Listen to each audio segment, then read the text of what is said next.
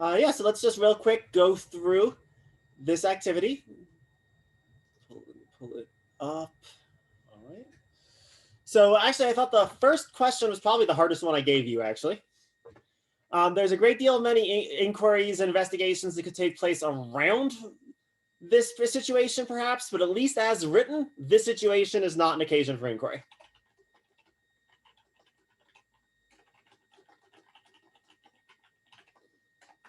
And think of it, why there's no contradiction between Cameron and what Caden are doing.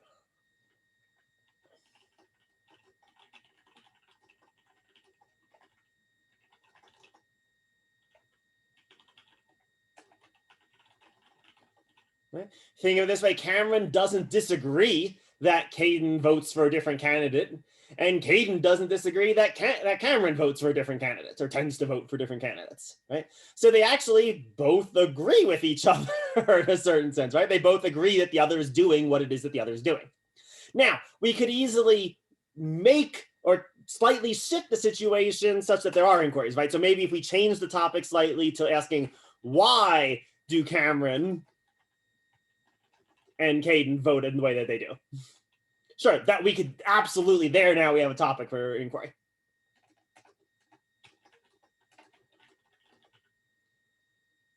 Or who's right? Who's voting for the better candidate? There we have a candidate for inquiry.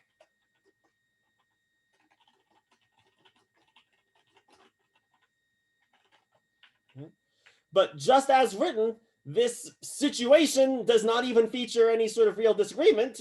They both vote for who they vote for, presumably. So therefore, there's nothing really to investigate in this case. And again, we see in the case of number 2, again, here's another clear example where we could sort of take this general setup and get a real question out of it, right? Because here in the case of number 2, we do have a real disagreement. So this is an occasion for inquiry. They can't both be right about who has the superior economic platform. At least one of them has to be wrong. All right.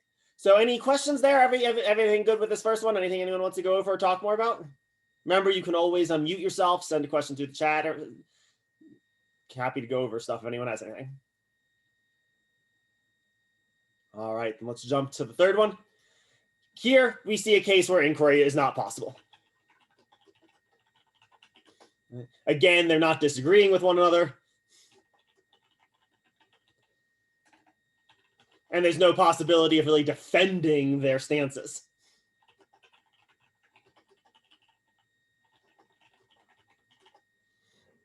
Right? The best or the most that someone could do is maybe Jody could like wish that she didn't find Indian food too spicy, or Jaylene could, be really sad for Jody that Jody can't enjoy Indian food or whatever, right? But like that's not really, again, disagreement. It's not conflict. And there's no way you can really justify why you find some food too spicy and other food too plain. There's no account you can sort of give to defend that. Whereas if we're talking about what's the best Indian restaurant in town, that indeed is something that is possible to sort of give the defense of various positions you could take.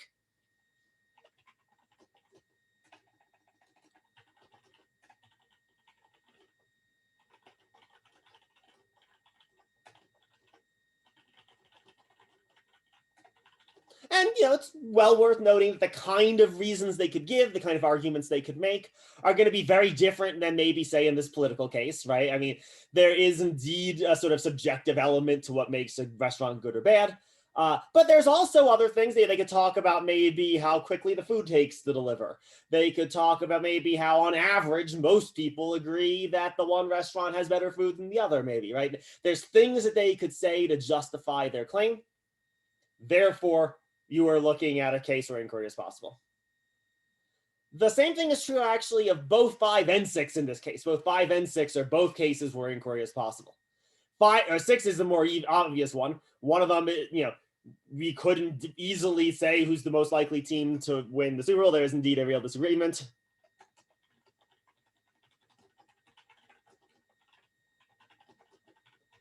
But even in this case of what's more exciting, that's way more subjective a matter. Nevertheless, I can give reasons to defend why I think one football team is more exciting to watch than another one. And you could counter with other reasons to defend why you think a different team is more exciting.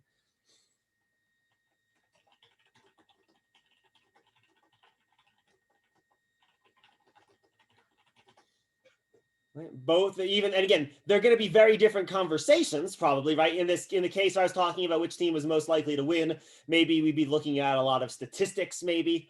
Whereas if I was talking about what was more exciting, that's going to be really different. Maybe statistics will come up, but it'll be at least different statistics. Different things will be relevant in that context. But there's still things that I can say to sort of justify or defend my position. And then lastly, let's go to 7 and 8.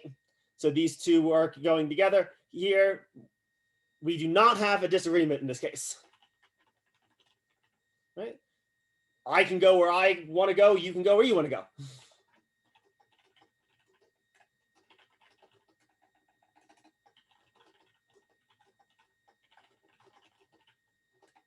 Both of them can get their wish. Both of them can, I can go to a movie, you can go out to eat. Fine, perfect, no problem, right?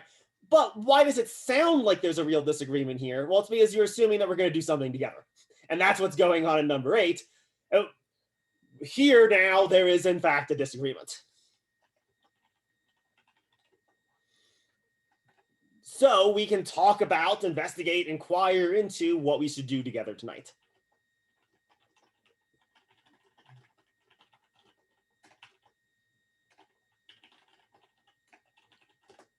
And the reason why it's maybe sounded like 7 really was a disagreement is because you were sort of adding in this extra context from what was in 8. Okay? But here now, both of them can't be right. If I think we should go to a movie tonight and you think we should go out together, we can't both be right unless we compromise and agree to do both of them. But that's different again than the original claim. I didn't want to say, I think what we should do is go out to a movie and go out to eat. Right? Then maybe we're not really disagreeing, but at least as stated in this sort of exclusive way anyway, there is a disagreement here. All right. Does anyone have any questions about any of those? Any of those you'd like to talk about? All right. So hopefully what you took from this is you can investigate almost anything. You can inquire into almost anything, right? I had to really strain to come up with some of the examples of things that you couldn't actually investigate or inquire into. Right? It's a pretty open what the scope of the things that we can investigate is. Last thing I would like to talk about from chapter 1 is some things that we might need to work on to actually carry out an inquiry, because inquiries are actually hard. It's difficult for us to do this. Let's talk about why. The way I want to frame this is I want to distinguish how debating is different from an inquiry.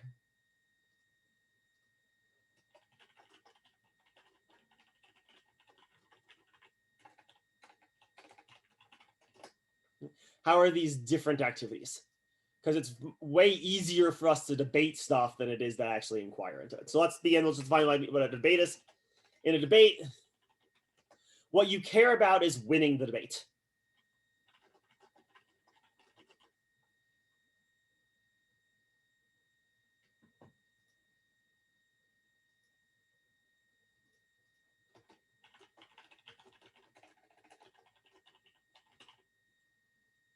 And what do I mean by winning in this context? It means proving your side of some topic right.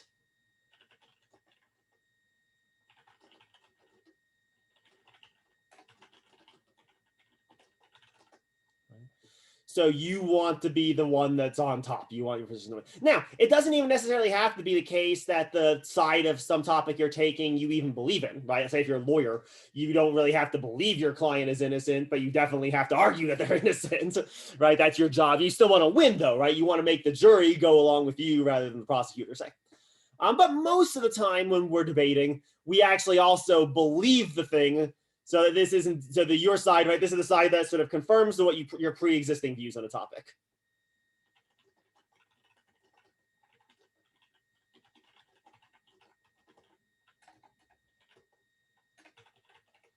And you want those to prevail. You want to be right. You want to win. All right. That's really different, actually, even though maybe it will look similar in a lot of cases. It's a very different attitude and a very different activity from inquiry. In inquiry, what you want to do is discover what's actually true.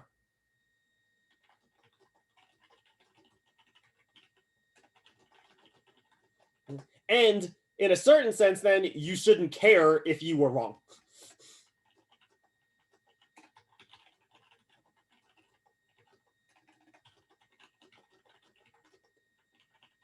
if your pre-existing views on some topic were incorrect.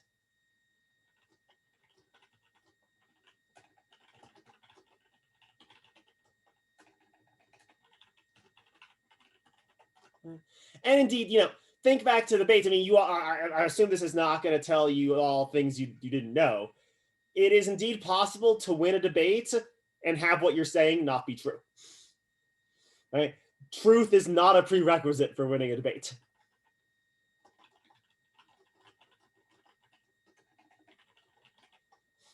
It is possible for false positions, false claims to maybe win the debate. And again, we see this in legal contexts, but we also just see it just in general, right? You all probably sometimes suspect that someone is saying something that you can't exactly disprove, but you still aren't really persuaded. So maybe you have to concede they've won the argument, but you still don't necessarily think they're right.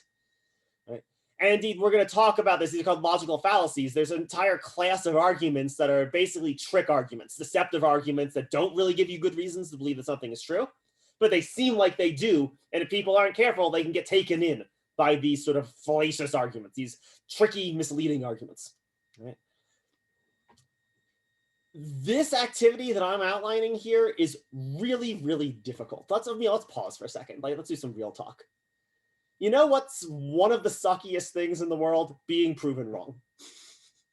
We all hate it when we discover that we're wrong about something, right? Every single one of us. Indeed, we'll talk about near the end of the semester, there are cognitive features about how our brains work that make it really, really difficult for us to admit when we're wrong about something. Our brain actively tries to avoid it. And there's features of how our psychology works that make it really, really hard for us to change our minds about things. Right? No one likes being wrong about things. And superficially, if you think about it, it's kind of crazy, actually, to what extent we don't want to be wrong about things. I mean, a lot of things that we believe maybe don't matter that much, right? I mean, we believe stuff, let's talk about Taylor Swift album or something, the stakes are relatively low. But there are a lot of beliefs that I hold that are really deeply important. And if I get them wrong, things can go really badly. So let's just pick a topical example. I have a lot of beliefs about COVID-19, how it's spread, how dangerous it is, yada, yada, yada, right? And if I'm wrong, because I don't just have those beliefs idly, I act on their basis too, right? So if I'm wrong about those beliefs that I have, the stakes are quite literally potentially death, right? Like I could die if I am wrong in my beliefs on that topic, or I could kill other people. If I'm wrong in my beliefs about that topic, right? So if someone corrected me, if it turned out that I was believing false things and someone corrected me, seemingly I should be happy, right? But this is not a newsflash for any of you. I know there would be some part of me that would be annoyed if it turned out that I was wrong, and that would want to resist it. That would want to continue to assert that I was right. Again, even with real serious consequences to being wrong. There was a time when I was in college, and I was at late night, I was doing what college students do in late nights. You all know these things. You all know. And a bunch of my friends and I were walking home, and I almost walked in front of a car. And so my friend, she grabbed me by the shoulder and sort of pulled me back. I remember being annoyed with her. That's crazy, right? But why was I annoyed? Because I was like, well, I knew what I was doing, right? That's crazy. We all do that, though. It is really difficult to get in to the sort of like headspace where inquiry is possible. It's a challenge for all of us, right? Not just for me or anyone. It's a challenge for all of us. And again, we'll see when we get to chapter 11. There are literally features of our brains, how our brains process information. That's part of the reason why this is the case, right? So if we go back to this idea of inquiry, right? This is difficult for us to naturally do.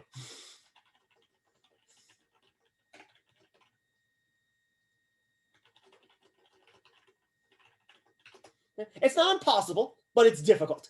And many of our natural tendencies and our natural inclinations are going to get in the way. They're going to interfere with it. So what can we do about this? What can we do as a result if this activity of inquiry really is valuable, as I've tried to argue so far in the semester? Well, what the book suggests is that we just need to work on cultivating a certain attitude, right? And the book calls this attitude the spirit of inquiry.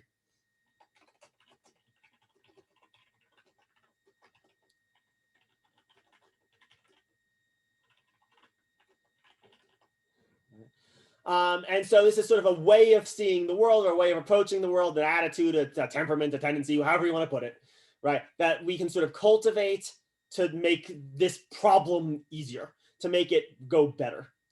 All right, so let's go through some of the pieces of this, and this will be the last thing we talk about in chapter 1. All right, so the first of these that the book talks about is what's called fallibilism. And we'll say we have a lot more to say about really all of these as the semester goes along. We just want to give at least a provisional kind of account of them. So fallibilism is the recognition that it's possible that the things that I believe could be wrong.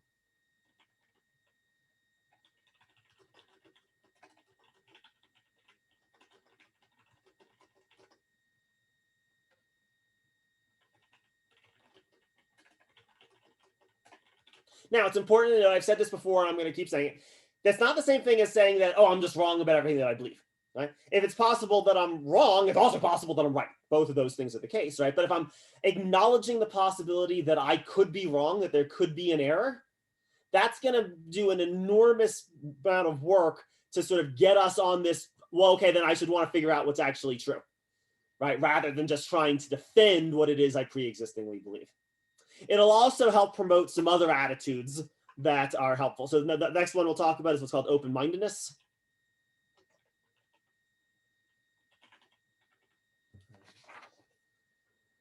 This is a sort of attitude that of willingness to investigate why other people are who disagree with me are saying things that disagree with me.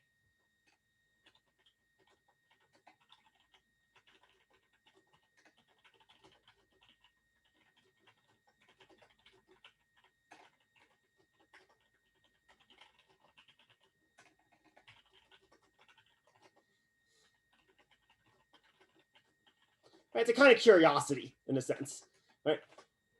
I feel really strongly that such and such is true. Other people disagree. Why is that? Why do they disagree? Right? And again, these sort of go hand in hand, right? If I recognize that I could be wrong, I sort of will want to know why other people are saying the things that they say, to see if what they have to say is good, to see if they make good points that maybe I've overlooked.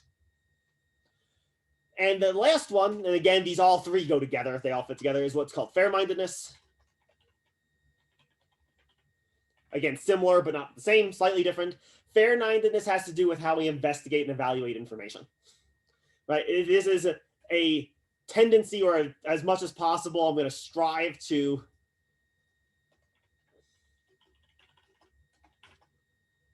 investigate evidence without reference to how it relates to my pre-existing beliefs.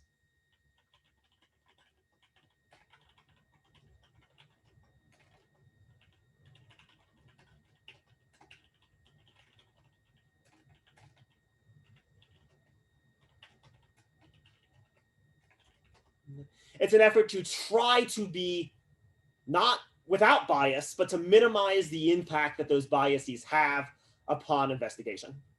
And again, I can promise you this. All of us, again, there's a feature of how our brains work. It's called confirmation bias. Our brains actively seek to find evidence that confirms what it is we already believe. And our brains actively try to ignore evidence that contradicts things that we believe. Okay? There's actually good reasons for this. There's actually good evolutionary reasons why our brain does this. But in this context of inquiry, that's disastrous, right? There, I'm not working toward the truth if I ignore things that suggest that what I'm saying is wrong, right? And so we can't ever eliminate having these pre-existing beliefs or biases, right? We all have countless pre-existing beliefs. You're never going to get rid of all of them. The goal is not to not have them. The goal is to make an active effort to minimize the impact that they have upon how we analyze evidence. So I'm going to try as best as possible to treat all evidence as equivalent, whether the evidence confirms what it is I already believe or doesn't confirm what it is I already believe. I'm going to attempt to look at all of the evidence equivalently, to treat all evidence the same, however it relates to what I believe. This is a scenario where it can be really helpful to be doing this with other people. I sort of joked last time, other people are great because they'll call you out in your bullshit. Right? This is a scenario where that's the case. If I am dismissing some piece of evidence too quickly because it disagrees with something that I believe, hopefully that my sort of conversation partner, who maybe believes different things than I do, will be able to sort of point that out to me. Point out to me that, hey, you weren't fair to that argument. Look at that argument again. And one of the things that we're going to do this semester, particularly once we get this chapter 3 and start really just talking about arguments directly, we're going to try to give you some tools that you can use to analyze arguments and analyze evidence that will, at least, if not without bias, will minimize the biases you're bringing to the conversation. Right? Some of the sort of logical resources that we're going to develop for interpreting arguments will be valuable in part because they'll minimize the relevance of your biases on the sort of evaluation you're going to carry out. But no lies, this is indeed a challenging, difficult activity, right? I mean, all of us don't like to be right, and there's a reason why most efforts to inquiry end up in just yelling debates, right? Why this tends to go wrong frequently. So, you know, we're going to work on cultivating these sort of attitudes. We're going to work on developing some skills to help with that, learn some of the dangers as the semester goes along. But yeah, I think that's pretty much all I have, at least from chapter 1. So does anyone have any questions, any thoughts, any comments about anything we've talked about at all in chapter 1, either today or earlier on Tuesday? Anything anyone else would like to go over? All right, great. Then let's call that the first real week of the semester then. Make sure you look over those homework problems, get a sense of how well you're doing with the problems. Again, the first couple weeks of the class aren't going to be as challenging as it gets after that, but get in good habits at least. Check up the homework, use it as a sort of way of checking and seeing how you're doing. If you find yourself having difficulties, come to my office hours, bring in questions to class, we can go over stuff. Next week will be full remote again. As far as I can, I'm pretty sure unless something dramatically changes, next week we should be full remote. After that, it's a little bit up in the air. So I'll let you know as soon as I get an update about what the rest of the semester is going to look like. And, you know, try to give you all time to sort of adjust, give me time to actually also adjust the schedule. We'll go over chapter 2 in the textbook next week. We'll also do the exam. We'll talk a little bit more about what that exam will look like. Shouldn't take you super long. My guess is it'll take you all about 20 minutes to do it. And so shouldn't be super long. Enjoy your weekend. Have a good one. And I will see you all next week. Thank you all very much. Thank you. Thank you. Thank you. Have a good weekend. Thank you. Bye. Thank you. Thank you. Absolutely.